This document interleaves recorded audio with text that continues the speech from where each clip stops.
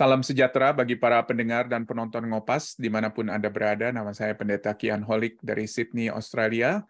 Selamat datang di channel Ngopas, Ngobrol Pastor, di mana kita membicarakan secara santai topik-topik yang berhubungan dengan pelayanan dan kehidupan para pastor, para hamba Tuhan, maupun juga aktivis Kristiani, baik di gereja maupun di dalam organisasi Kristen. Sebelum kita melanjutkan, jangan lupa untuk subscribe channel ini dan nyalakan loncengnya di YouTube, supaya apabila ada video-video yang baru kami upload, Anda bisa langsung dapat mengetahuinya. Dan jangan lewatkan kesempatan untuk bertanya atau memberikan komentar kepada para narasumber di kolom komentar yang ada di bawah video Anda di YouTube. Jangan malu bertanya, apakah ini pertanyaan-pertanyaan yang timbul dari diskusi kita bertiga, maupun juga pertanyaan-pertanyaan follow-up lainnya. Nabi Yesaya pernah berkata bahwa rancanganmu bukanlah rancanganku, jalanmu bukanlah jalanku. Seperti tingginya langit dari bumi, demikian juga tingginya jalanku dari jalanmu dan rancanganku dari rancanganmu. Kita seringkali sebagai hamba Tuhan merencanakan sesuatu di dalam kehidupan kita. Tetapi Allah seringkali berkehendak lain. Baik itu berhubungan dengan kehidupan pribadi, keluarga, maupun juga pelayanan kita. Dan yang paling pedih ialah ketika kita mengalami bagaimana pasangan kita, seorang yang Tuhan anugerahkan di dalam kehidupan kita, yang dipersiapkan bagi kita untuk menjadi pasangan dan menjadi partner pelayanan kita, dipanggil terlebih dahulu oleh Dia. Lalu bagaimana kita mempersiapkan diri kita sebagai seorang hamba Tuhan, kalau Tuhan memanggil pasangan kita terlebih dahulu? Kita akan bahas ini semuanya di Ngopas nomor 67, dengan dua narasumber yang pernah kehilangan pasangan hidup, yaitu Pendeta Lotna Tigor Sihombing dari STT Amanat Agung dan Pendeta Samuel Lee dari GKI Layur. Selamat pagi Bapak-Bapak, apa kabar? Pak Sihombing, apa kabar? Selamat pagi Pak Kian, Pak Samuel. Ya, Pak Samuel, selamat pagi, apa kabar Pak Samuel? Selamat pagi Pak Kian dan semua pemirsa semua. Ya, terima kasih banyak untuk waktunya. Kita akan langsung bertanya kepada Bapak-Bapak, karena ini adalah topik yang mungkin sulit bagi Bapak-Bapak untuk mengingat kembali. Tetapi pertanyaannya ialah, bagaimana para hamba Tuhan bisa mempersiapkan diri kalau Tuhan memanggil pasangan kita terlebih dahulu? Jadi mungkin saya akan ke Pendeta Sihombing terlebih dahulu, dan kemudian nanti baru ke Pendeta Samuel Lee. Silakan Pak Sihombing. Kira-kira apa yang harus dilakukan oleh hamba Tuhan ini, Pak? Ya, mungkin saya ceritakan dulu bahwa sebetulnya saya pikir, ya itu memang betul kata Yesaya, pikiranku memang bukan pikiranmu. Saya pikir dulu saya duluan, Pak. Itu terjadi tahun 2003 ketika saya operasi tumor otak. Yeah. Waktu Pak Kian pasti masih ingat ya. Waktu itu memang saya pikir saya sudah selesai. Sehingga doa saya, ya Tuhan, saya siap untuk panggil, Tuhan panggil. Tapi kan anak-anak saya juga masih sekolah waktu itu, juga ya memang banyak pikiran juga ya, kok saya duluan itu mungkin lebih banyak kesulitan gitu waktu itu. Dan Tuhan memang masih izinkan, dan doa saya waktu itu adalah, Tuhan kok sudah masih berikan waktu saya untuk hidup, ya supaya saya masih berguna untuk diri sendiri paling tidak. Tapi Tuhan pakai untuk masih berguna bagi orang lain, bagi keluarga, dan itu kami syukuri. Nah, pada waktu 2017, ya, atau malah sebelum 2017, saya memang sudah mencurigai ibu itu kena kanker. ada benjolan ya, dan memang lama saya mengajak ibu itu untuk ke dokter, tapi ibu tidak mau. Nah, baru tahun 2017 itu kami bertemu dengan dokter, dan 2017 sampai 2020 itu memang rutin ke dokter. Nah, pada tahun 2019 ya, 2018 saya pikir ibu sudah akan berangkat. Sehingga ya tentu sedih ya, susah ya. Tapi terus berdoa, Tuhan masih izinkan tidak untuk tahun depan kami merayakan 40 tahun pernikahan. Karena menikah tahun 79, 2019 itu kan pas 40 tahun. Dan memang 40 tahun pernikahan itu kami betul-betul mengucapkan syukur yang tak terhinggalah, karena STT Ahmad Agung juga menyambut dengan baik dan diadakan di kampus. Dan banyak yang datang, dan saya bersaksi bahwa 1 tahun sebelumnya saya tidak mengira kalau kami masih bisa merayakan 40 tahun pernikahan. 2019 itu memang ibu sungguh sehat. Pulih ya, sudah selesai kemoterapi, sudah selesai radioterapi, sudah selesai dioperasi. Kita bisa jalan-jalan sampai ke Jawa Timur ya. Dan saya pikir memang betul-betul sudah sehat. Tapi masuk tahun 2020 itu memang tahun yang ya sejak tahun baru, yaitu kondisi sekitar dan itu sudah semakin menurun ya, apalagi tambah dengan COVID-19 itu. Dan kondisi ibu semakin turun. Nah, ini pas bulan Juni begini ya memang semua saya persiapkan ya, karena kondisi ibu itu sudah tidak bisa mandiri ya. Jadi saya harus ya belajarlah itu mempraktekkan, mewujudkan janji nikah dulu kan, baik dalam keadaan sehat, dalam keadaan sakit ya.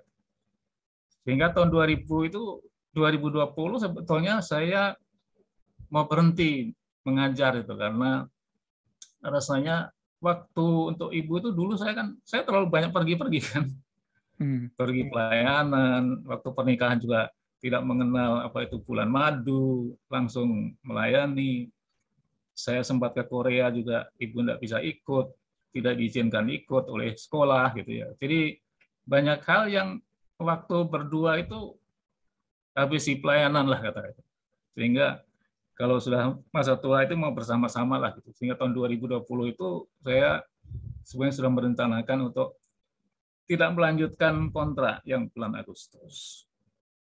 Tapi kondisi ibu itu semakin turun, dan memang akhirnya 13 Juni 2020 itu kami bawa ke rumah sakit. Dengan harapan bisa ditangani dengan baik, karena di rumah kan tidak bisa dirawat. Tapi justru kondisinya tidak semakin baik.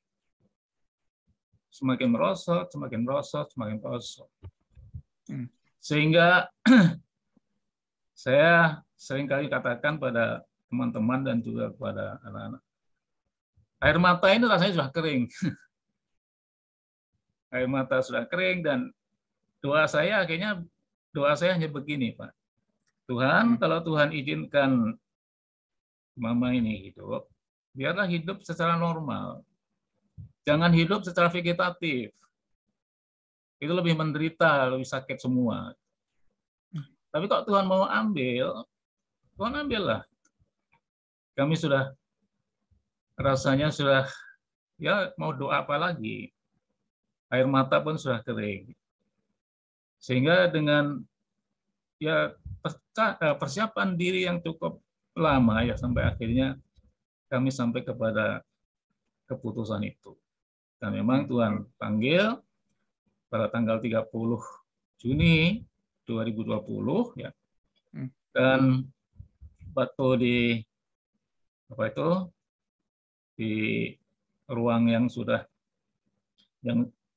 dokter dengan perawat itu sudah berusaha supaya ibu masih bisa bernafas itu, sampai akhirnya saya katakan jangan lagi ditekan-tekan itu, tubuhnya itu malah semakin menderita.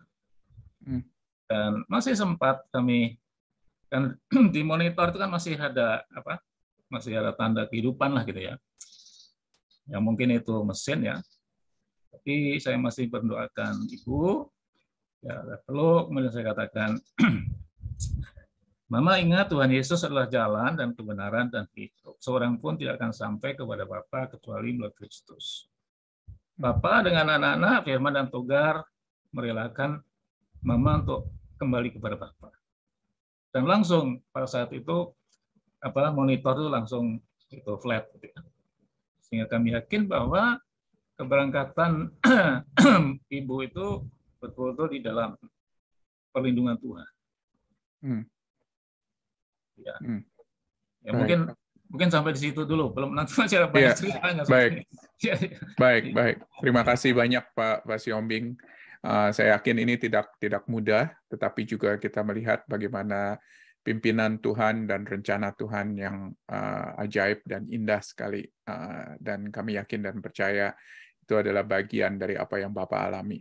Mungkin ke Pak Samuel sekarang ini. Pak Samuel mungkin bisa sedikit cerita latar belakang peristiwa ketika Bapak kehilangan istri. Silakan Pak Samuel. Iya. Ketika itu saya masih ingat tanggal 26 Maret itu istri saya siang berpamitan mau ke bank. Jadi rumah kami di Jalan Pulau Asem itu tidak jauh dari Bank BCA. Ya. Jalan kaki kira-kira 200 meter gitu sampai gitu ya. Tapi harus menyeberang jalan raya, jalan pemuda namanya. Nah, pada waktu itu dia pergi dan saya tidak punya firasat apa-apa. Lalu sore itu kami ada rapat di gereja. Jadi saya rapat gitu ya. Kok belum pulang sih? Oh, mungkin saya pikir dia sedang ke Kelapa Gading atau ke temannya atau ke saudaranya. Jadi saya tidak punya perasaan apa-apa. Dan selesai rapat malam sekitar jam 8 itu, saya kembali ke rumah, dia belum pulang. Lalu saya mulai tanya ke saudaranya yang di Kelapa Gading, saya tanya ke temannya, nggak tahu. Lalu saya telepon ke tempat-tempat yang lain, dia tidak mengatakan bahwa nggak tahu istri saya kemana ya. Nah di situ saya mulai gelisah. Jadi sulit tidur ya, gimana ini kok sampai nggak memberitahu, dan saya telepon juga tidak menjawab begitu ya, tidak ada tanda bahwa telepon itu diangkat begitu. Lalu keesokan harinya saya diantar sama majelis jemaat ke kantor polisi. Jadi saya ke Cipinang lapor polisi tentang istri yang pamit pergi ke bank tapi kok sampai sekarang tidak tahu di mana. Nah, polisi mengatakan apakah sudah coba tanya ke rumah sakit terdekat, barangkali ada kecelakaan atau apa sampai dirawat di situ. Oh iya, saya baru sadar belum tanya. Lalu kemudian beberapa majelis gereja kami yang mencari rumah sakit terdekat dan benar diinformasikan bahwa kemarin ada kecelakaan begitu. Jadi istri saya itu menyeberang jalan, di Jalan Pemuda itu ada jalur busway ya. Nah rupanya ada metro mini itu masuk ke jalur busway itu dengan cepat mau ngejar lampu hijau ya. Jadi menabrak istri saya yang sedang mau nyebrang jalan. Dan pada saat itu memang kemudian istri saya belum meninggal, malah menurut supir dari Metro Mini itu mengatakan bahwa dia bilang supaya bawa ke rumah sakit, tapi di jalan meninggal. Jadi dia dibawa ke RSCM dan disemayamkan di situ begitu.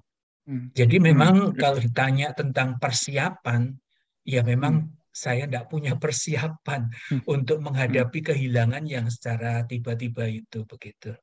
Itu saja, Pak Kiat. Ya, terima kasih banyak Pak Samuel. Ini kejadian berapa tahun yang lalu, Pak? 26 Maret 2014. Jadi sudah 8 tahun ya. 9 tahun ya. Baik. Jadi kita melihat dua, boleh dikatakan kehilangan yang berbeda ya, antara Pendeta Sihombing dengan Pendeta Samuel.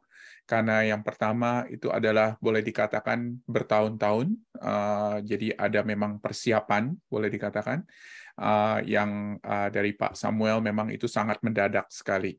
Nah, dari kejadian yang berbeda ini, dari pengalaman yang berbeda ini, tentunya kita kepingin tahu begitu ya. Kira-kira apa yang Bapak pelajari? Bapak-bapak pelajari, apakah itu mengenai Tuhan, apakah itu mengenai orang yang kita kasihi, apakah itu mengenai diri kita sendiri? Mungkin itu yang saya ingin tanyakan. Mungkin ke Pak Sihombing terlebih dahulu. Pak Sihombing, apa yang Bapak pelajari, Pak? Ya, memang kalau Pak Samuel tadi tanpa persiapan ya, itu mungkin kondisinya lebih berbeda ya dengan apa yang kami alami. Memang ketika kami tahu ya kondisi ibu seperti itu, memang ada harapan. Artinya sepertinya awal-awalnya memang seperti tidak ada harapan. Yang pertama, kenapa ibu agak keberatan untuk dibawa ke dokter itu karena 2017 itu kan saya sudah pensiun, Pak. Saya sudah emeritasi 2016, ya. Sehingga salah satu alasan ibu itu selalu katakan, kan Papa sudah pensiun. Ya. Tapi saya tetap membesarkan hati bahwa kan Tuhan itu hidup. Ya. Tuhan tidak akan membiarkan kita.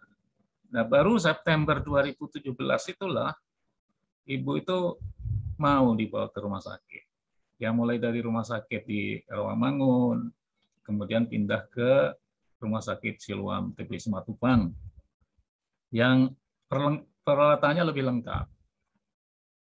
Ya, kami pikir ya itu jalan yang baik ya, bahwa Tuhan menuntun kami ke situ dan ada sih kesempatan-kesempatan yang Tuhan berikan, ya, khususnya ibu. Dalam kondisi seperti itu, pada waktu menunggu mau di radioterapi, masih sempat bersaksi.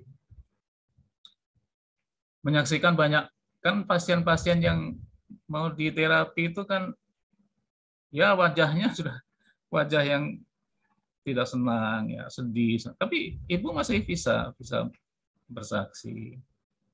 Masih banyak kesempatan berbicara dengan mereka yang sama-sama sedang menderita. Ya. Itu juga saya dapat lihat bahwa ibu itu punya iman yang sungguh kuat ya, dalam menghadapi kesulitan seperti itu.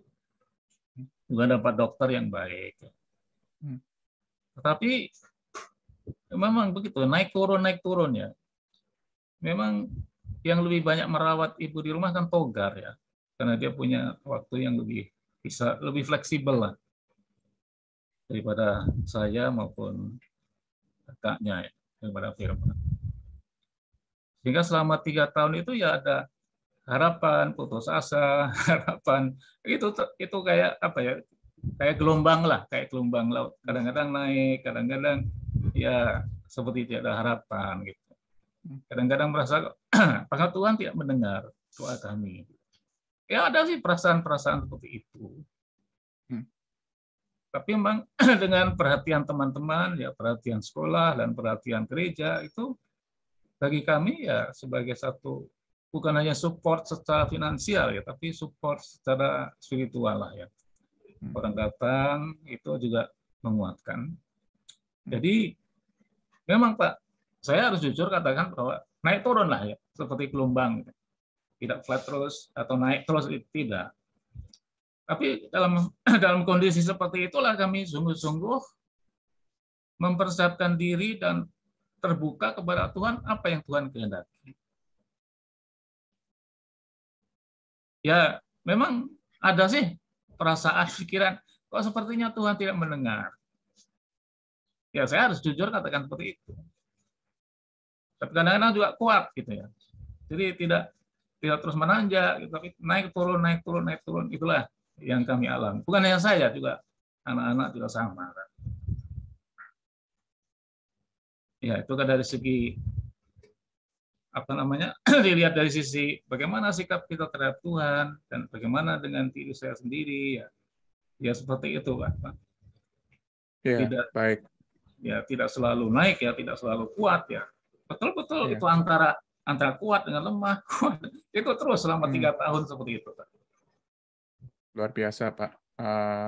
Tapi bagaimana Tuhan terus hadir dan terus menguatkan Bapak dan sekeluarga, saya yakin dan percaya itu adalah pengalaman yang sangat kaya sekali dan tidak pernah kita akan lupakan seumur hidup kita mungkin. Puji Tuhan. Terima kasih banyak Pak Siombing untuk membagikan hal tersebut.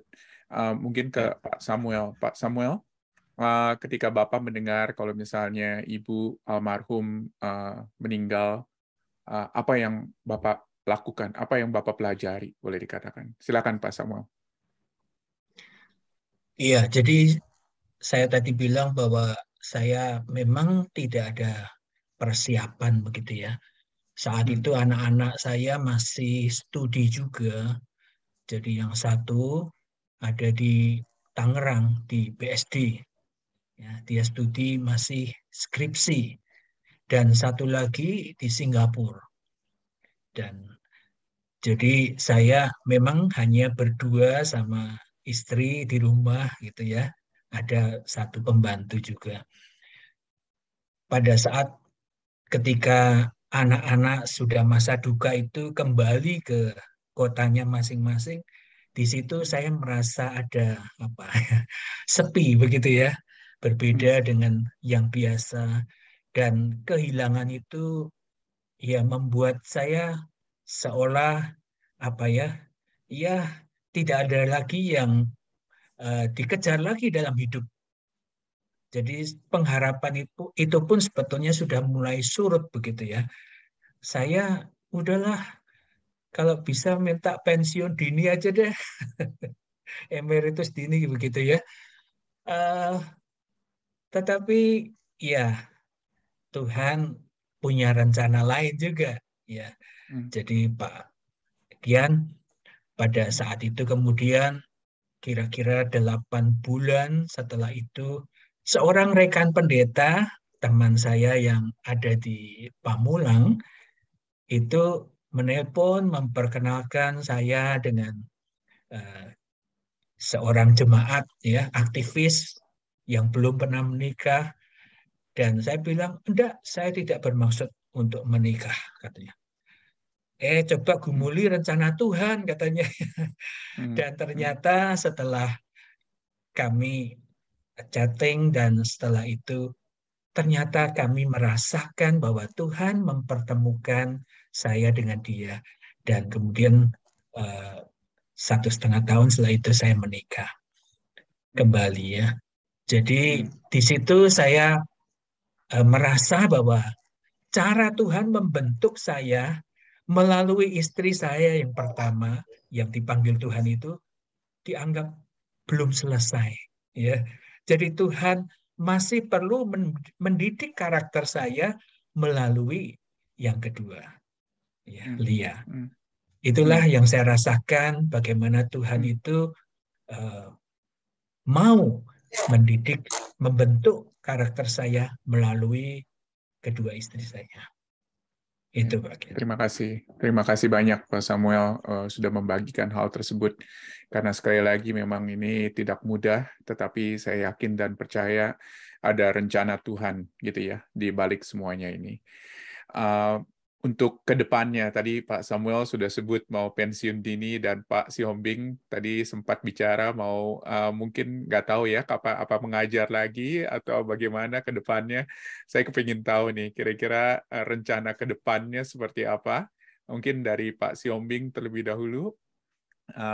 Apa yang kira-kira Bapak rencanakan ketika Ibu sudah tidak ada lagi, Pak?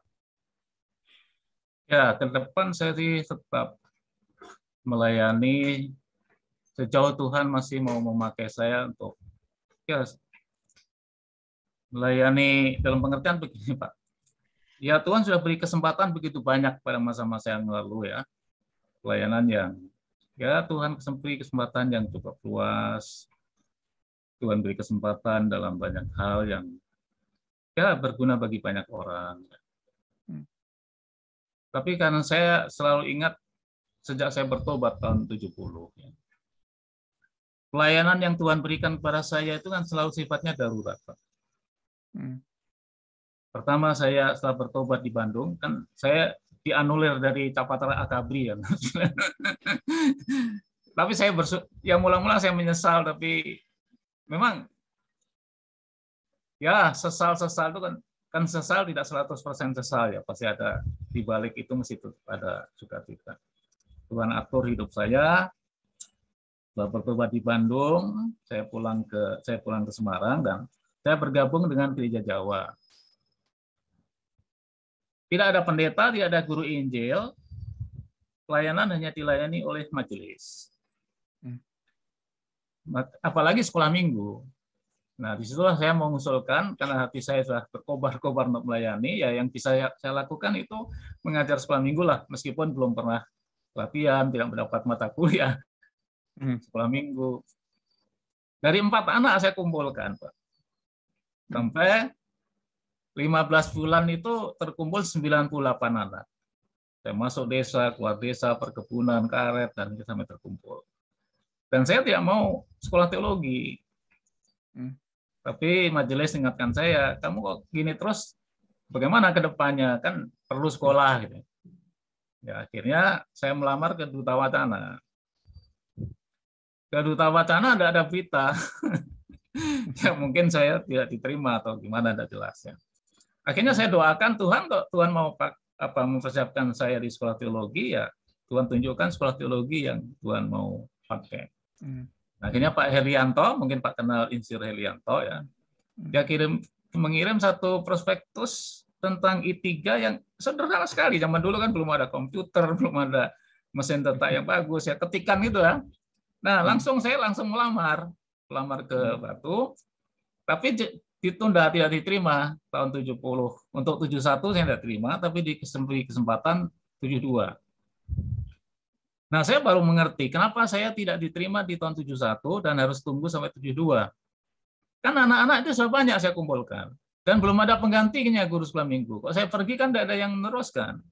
Nah, disitulah saya belajar bahwa saya harus menekuni pelayanan ini. Ya jalan kaki kemana-mana.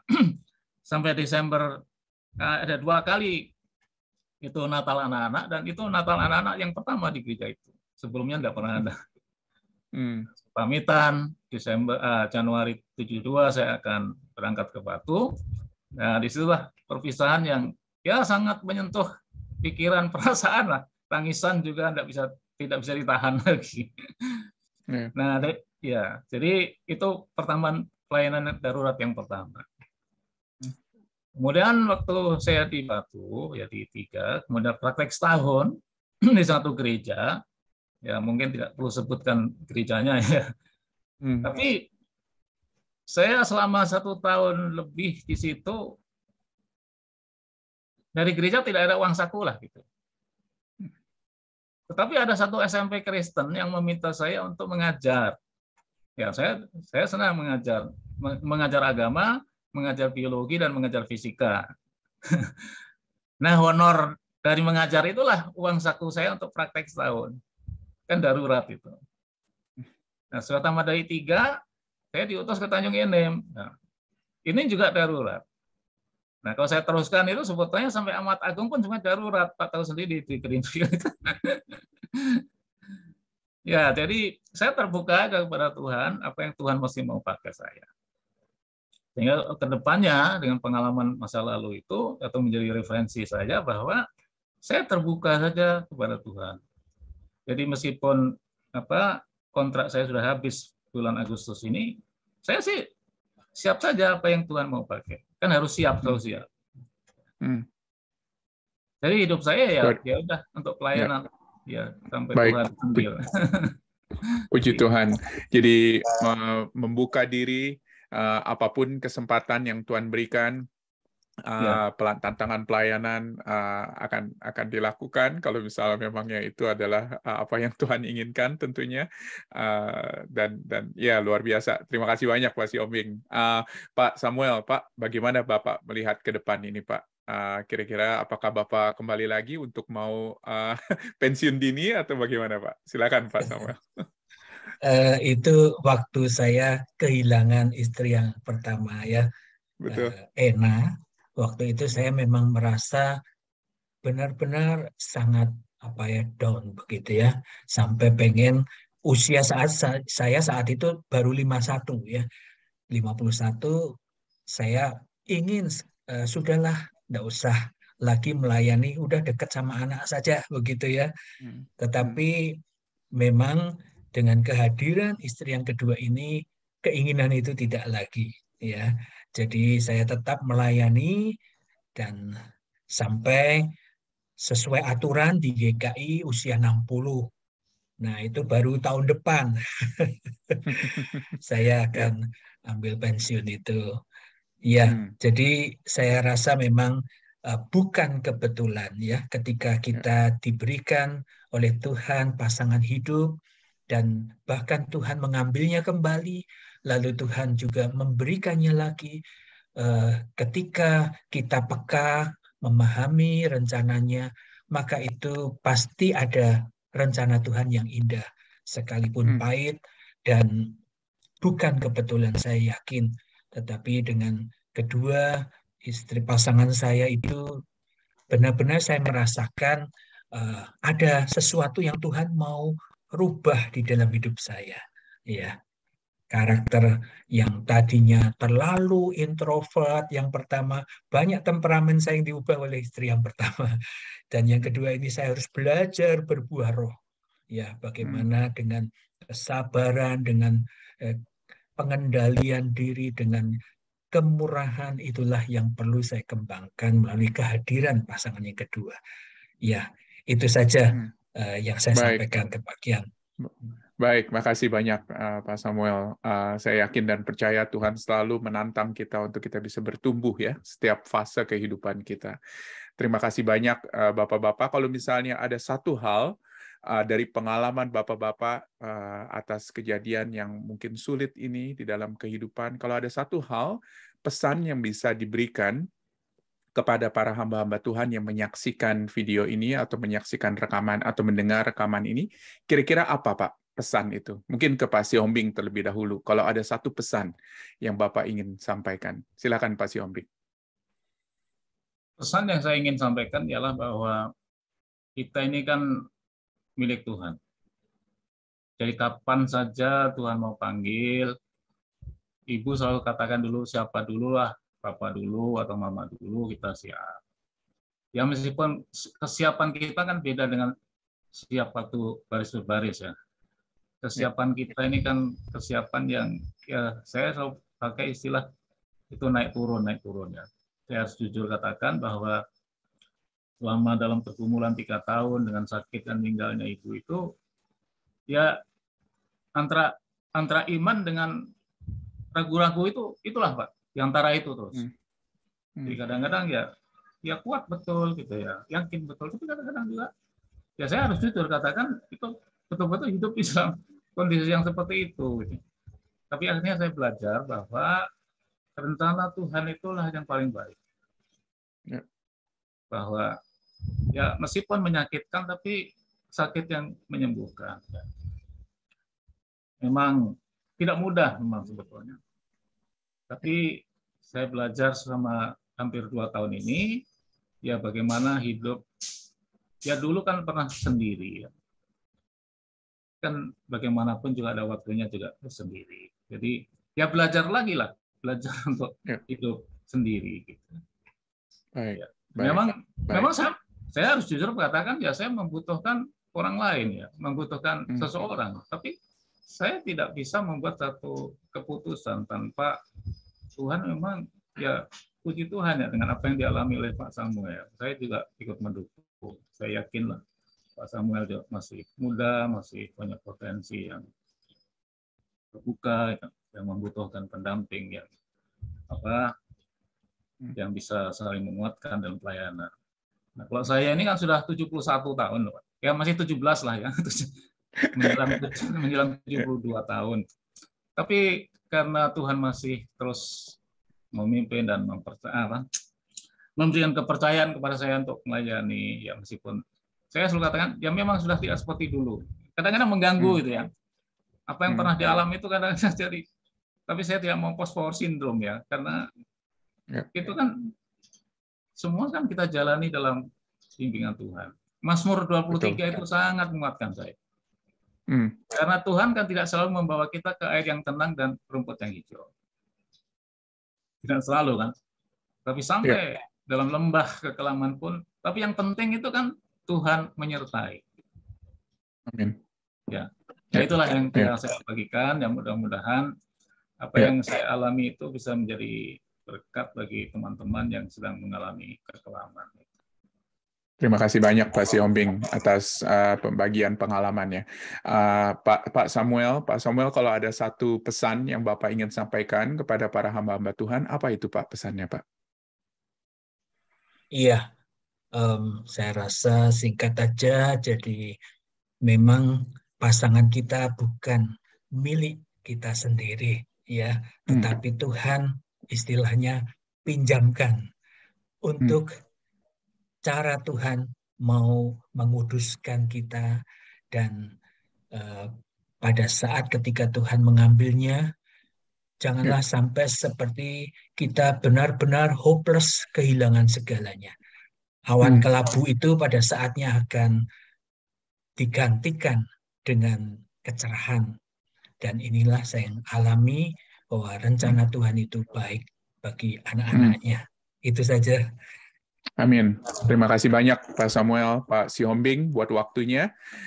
Kita bersyukur sekali Bapak bisa terbuka dan dengan jelas bisa menceritakan bagaimana pengalaman dengan Tuhan melalui peristiwa ini, dan saya yakin dan percaya ini akan memberikan kekuatan bagi para pendengar maupun juga yang menonton edisi ini. Saya minta dengan hormat Pak Pendeta Samuel untuk menutup kita dalam doa, dan juga doakan untuk para hamba Tuhan biar mereka siap, boleh dikatakan, kalau misalnya Tuhan memanggil pasangan mereka suatu waktu. Silakan Pak. Mari kita bersatu dalam doa. Terima kasih Tuhan untuk percakapan kami bersama dengan Pak Kian.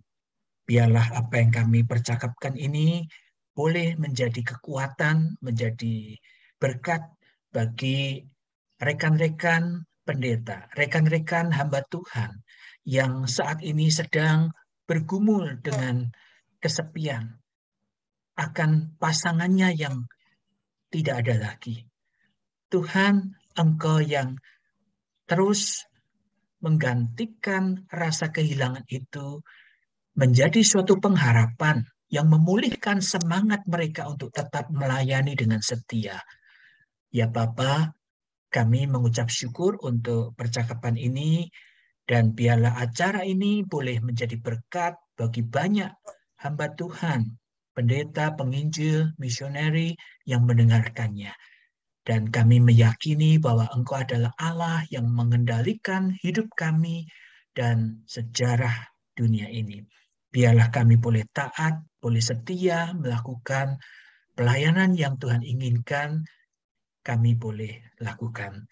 Terima kasih Bapa, kami mengakhiri pertemuan kami ini dengan ucapan syukur hanya di dalam nama Tuhan Yesus Kristus, Juru Selamat kami.